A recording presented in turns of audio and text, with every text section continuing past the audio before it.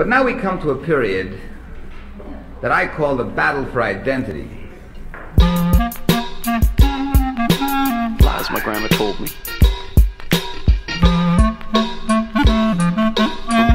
Yeah, superstitious devices. Lies my grandma told me. What? Urban mythological rules. Bubble lace. Yeah.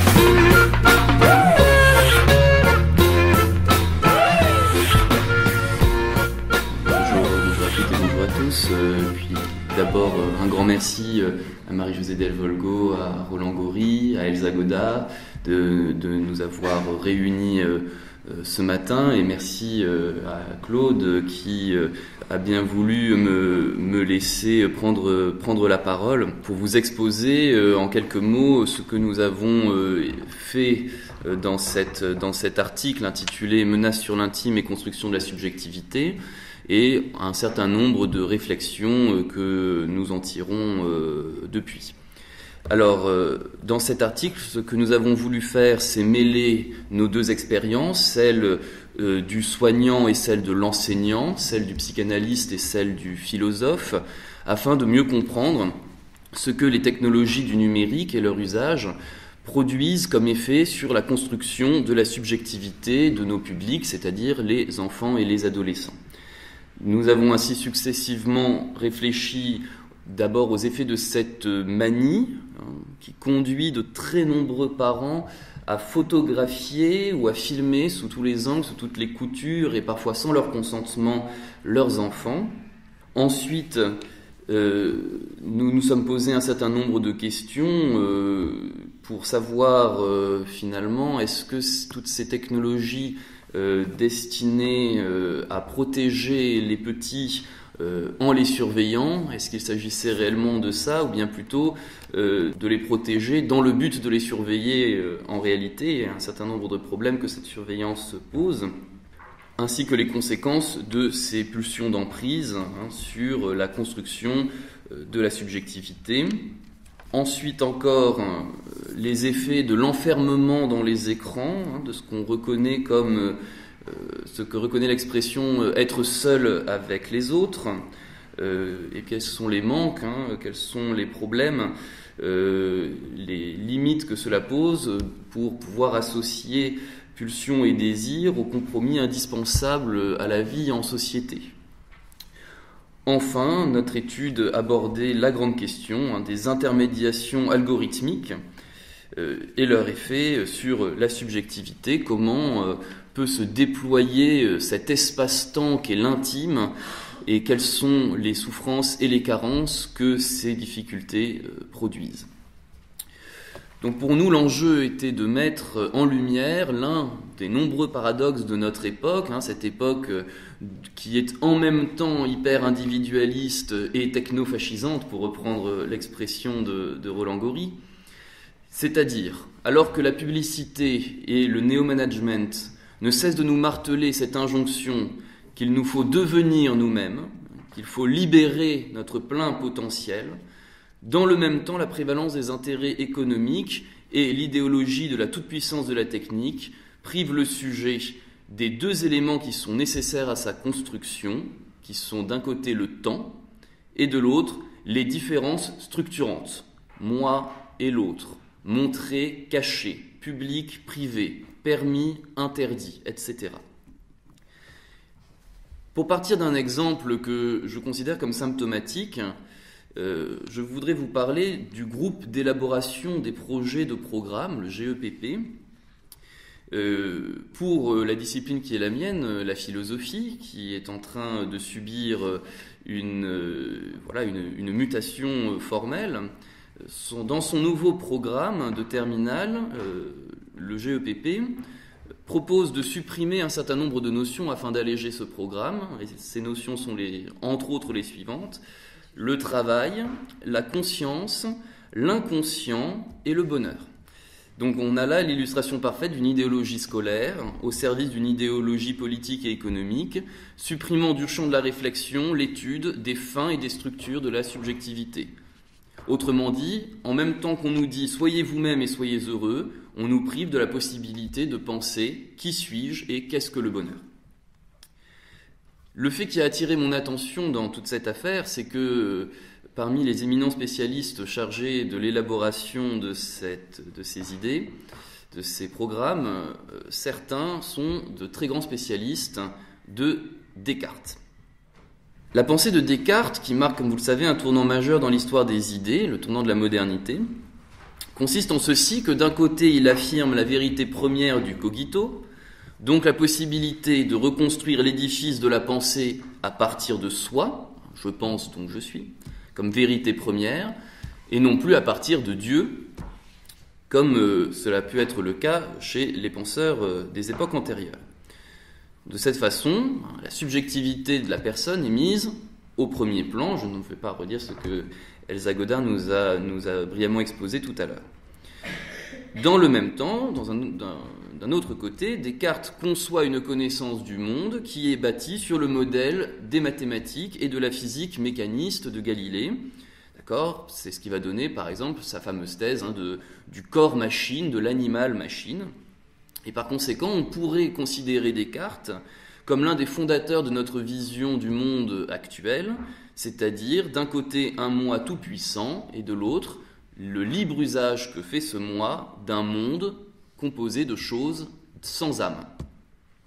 Mais c'est là une simplification et un dévoiement de la pensée de Descartes, ne serait-ce que pour la raison suivante.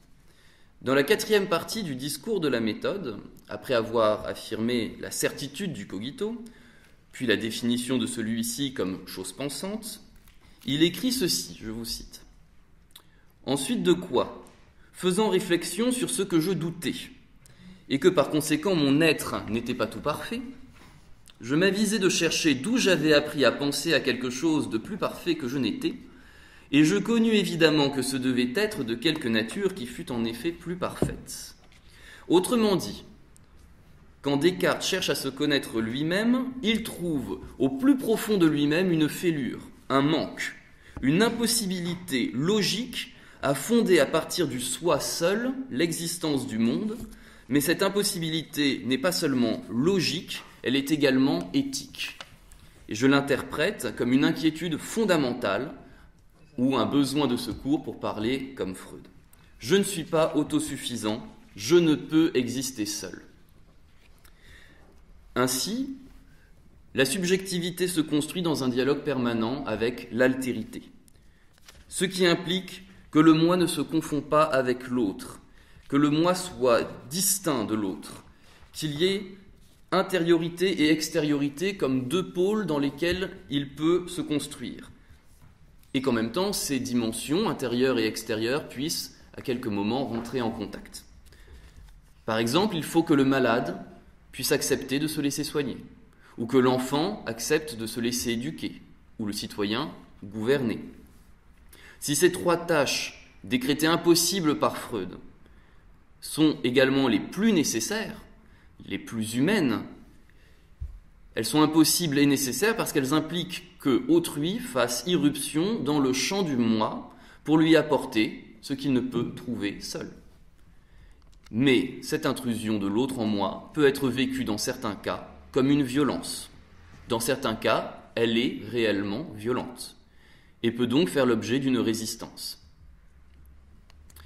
Ainsi, ce n'est nullement un hasard si dans notre hypermodernité, selon le terme de Lipovetsky, les métiers du soin et de l'éducation, mais également les métiers de gouvernement, sont sévèrement attaqués. En ce qui concerne les gouvernements, leur tentation est grande de se réfugier derrière une gouvernance, comme Roland également l'a très bien montré dans ses derniers ouvrages. Et donc, comme je l'ai dit en introduction, la technicité croissante de notre rapport au monde et aux autres bouleverse les processus de structuration du sujet, qui est mis en difficulté dans sa capacité à distinguer ce qui relève de l'intime et de ce qui n'en relève pas. Il en résulte notamment des phénomènes de fragilité que nous avons décrits dans notre article. Je cite notre article « Tout semble se passer comme s'il n'avait pu disposer de cet espace-temps qu'est l'intime pour pouvoir s'y confronter avec ce qu'il pensait ou voulait être, comme s'ils n'avaient pu y mettre à l'épreuve de leur propre jugement pour les refuser, les corriger ou les compléter, les images que leur renvoyaient les autres. Et c'est vraiment ce flou et cette indistinction entre l'intime et l'altérité que je voudrais prolonger maintenant. Le sujet, à l'ère du numérique, se trouve prisonnier d'une double exigence, à la fois être visible et être puissant. Les réseaux sociaux favorisent ainsi un déversement du soi, invité à dire ce qu'il pense au moment où il le pense, Twitter, à montrer ce qu'il fait, Instagram, et se montrer le faisant, le selfie. Une pratique qui m'interpelle particulièrement est celle qui consiste à prendre en photo systématiquement ce qu'on s'apprête à manger et à le poster sur les réseaux sociaux. Toujours trouvé ça étonnant. Au restaurant, vous en voyez sûrement des gens qui prennent en photo leur plat. Le pan food, ça s'appelle exactement, oui, tout à fait. Donc, si le repas est évidemment un phénomène culturel et donc social, le plus souvent sur ces images, les convives qui participent au repas n'apparaissent pas. Seul le plat est au centre de l'image. Autrement dit, voilà comment je l'interprète. Voyez ce que je m'apprête à introduire en moi. Il est évident que dans ces conditions, l'idée d'intimité, conçue comme part de secret, comme intériorité qui ne se laisse pas dévoiler, perd tout sens et toute valeur. Mais en même temps, n'est-ce pas là un signe parfait de cette idéologie de la transparence, chère au puritanisme anglo-saxon? Si on n'a rien à cacher, pourquoi ne pas tout montrer? Cette tyrannie de la visibilité doit être comprise à l'aune du rêve hypermoderne de s'affranchir de tout héritage et de construire sa propre identité, de devenir, comme le dit Michel Foucault, entrepreneur de soi-même. Sur Internet, je peux dessiner les contours de mon profil, avec mes centres d'intérêt, mes amis, ma profession, mes images, mes pensées, etc., etc. Et pour ce faire, je n'ai besoin d'absolument personne. Je me prends en photo tout seul. Quelques clics suffisent à m'apporter tout ce dont j'ai besoin, à montrer où je suis, ce que je fais, etc. Comme l'a écrit Éric Sadin dans La siliconisation du monde, en 2017, l'individu tyran n'a plus besoin de se cogner au réel, il peut même avoir la sensation de le soumettre à un nombre croissant de ses désidérata. Et là-dessus, les GAFAM, Google, Amazon, Facebook, Microsoft, etc., ont une armée à leur disposition, une armée qu'ils s'appellent eux-mêmes les évangélistes du net ou évangélistes du web, dont la fonction principale, comme leur nom l'indique, est de transmettre la bonne parole. Quelle est cette bonne parole? Eh bien, ne vous inquiétez pas, plus ça ira, plus la technologie se développera, plus le réel se soumettra à vous. Voilà la bonne parole des GAFAM. La semaine dernière, j'entendais ainsi que Facebook ambitionne de devenir le plus grand supermarché de la planète grâce à sa plateforme de communication directe Messenger. D'ores et déjà, voilà ce qu'il est possible de faire sur Facebook. Je peux voir une photo de la mer, d'accord, postée, mettons, par la SNCF. Et en 2 ou 3 clics, je peux arriver à entrer en communication avec un chatbot, un robot doté d'une voix humaine, imitant la voix humaine, qui va me demander où est-ce que je veux partir et quand. Autrement dit, entre le moment où je reçois l'image, stimulation visuelle, et le moment où je peux satisfaire mon désir, il peut se passer à peine 1 ou 2 minutes, et probablement que plus ça ira, plus ce temps sera amené à décroître. D'autant que l'argent sera automatiquement viré depuis mon compte sans même que j'ai besoin de rentrer mon code de carte bleue. Et puis, vous le savez probablement, tout cela va encore évoluer avec ce rêve un peu fou d'une monnaie absolument numérique qui n'aura plus aucun lien avec une monnaie réelle. Ainsi, le numérique va nous donner l'illusion, il nous la donne déjà, que l'usager est en parfaite maîtrise, d'accord, et dans une possibilité infinie de création de lui-même. Un système de flatterie vient ensuite répondre à cette bonne image qu'il fournit à ses amis sur Internet. Par exemple, sur Facebook, vous le savez, on ne peut pas disliker quoi que ce soit. On ne peut que liker, c'est-à-dire on ne peut que aimer. Voilà, si votre ami produit un contenu, vous ne pouvez que l'aimer. Là encore, je vais citer Éric Sadin, « Le lien doit être fait avec le rejet récent et massif manifesté à l'égard des institutions, découlant de l'idéologie de la désintermédiation, instituant chaque être comme pouvant à tout instant agir comme bon lui semble, sans subir la loi d'entité potentiellement contraignante ou limitant son droit à l'expressivité. » D'accord ? J'ai récemment publié dans une chronique dans Le Monde une réflexion sur l'absolue liberté d'expression apparente aujourd'hui qui, selon moi, n'est pas une réelle liberté, mais une indifférenciation de l'expression. Je ne rentrerai pas dans les détails. Par contre, l'effet de tout cela, c'est que je me crée, l'effet de cette illusion dont je parlais à l'instant, c'est que, en tant qu'usager, je me crée ce que j'appellerais un safe space, du nom de ces espaces sécurisants qui ont été inventés sur les campus américains dans les années 60-70. L'idée était la suivante à l'origine, des personnes opprimées, des femmes, des gays, des noirs, etc., pouvaient se réfugier dans des endroits prévus à cet effet, dans lesquels ils n'étaient pas soumis au harcèlement, aux insultes, aux micro-agressions qu'ils subissaient sur le campus en temps ordinaire. Bon, la magie algorithmique fait que la machine va me conseiller des amis. Elle va me conseiller des gens qui peuvent m'intéresser intellectuellement ou sexuellement. Me conseiller des vidéos ou des produits en fonction de mes goûts, eux-mêmes déduits de mon historique de recherche. Si quelque chose ne me plaît pas là-dedans, je peux le bloquer, le passer. Je peux l'éliminer de mon champ perceptif, je peux faire comme si ça n'existait pas. Autrement dit, je peux vivre aujourd'hui dans le déni permanent de la réalité du monde. Dans ces conditions, comment s'étonner que l'éducation, le soin et le gouvernement, qui ne sont rien d'autre que des irruptions du principe de réalité, c'est-à-dire que je ne suis ni omniscient, ni omnipotent, ni autarcique, comment s'étonner qu'ils soient à ce point décriés ? Il est évident que ce safe space dont je parlais à l'instant est une illusion, et ce pour deux raisons.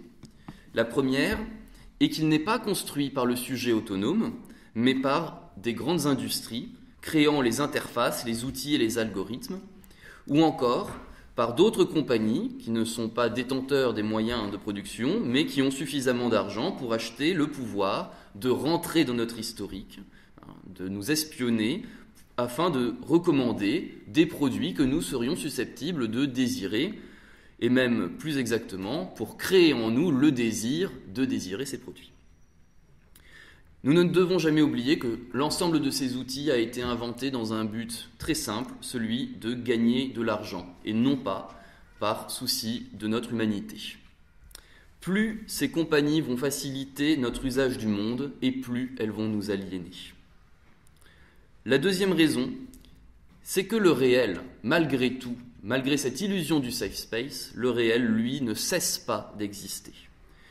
Et comme les mêmes réseaux sur lesquels nous nous sentons en sécurité mettent en valeur la parole sans filtre, l'image ou l'information qui fera le buzz, et qui donc sera potentiellement fausse et très probablement violente ou choquante, eh bien ils rendent possible un déversoir de violence que je peux d'autant moins ignorer qu'elle m'est jetée à la face sur mon propre mur. Si je reprends l'exemple du safe space réel, de la pièce, imaginez que vous fuyez une agression et que vous vous retrouvez dans un endroit où on vous a dit que vous pourriez trouver asile et on ne pourra pas venir vous chercher. Vous commencez à baisser votre garde, commencez à souffler un peu, et là, qui voyez-vous confortablement installé sur un canapé ? Votre agresseur lui-même, qui était là à vous attendre pour pouvoir vous jeter son discours haineux en plein visage. Vous êtes d'autant plus agressé que justement vous aviez baissé vos défenses. Vous croyiez que ce discours ne pouvait pas pénétrer votre espace, or il l'a fait avec une très grande facilité. Ainsi, voilà ce qui se passe sur Internet. Est-ce que les hommes sont devenus plus violents qu'avant ? Est-ce qu'ils sont devenus plus bêtes ? Est-ce que le monde est devenu plus complexe ? Je crois que tout cela est faux.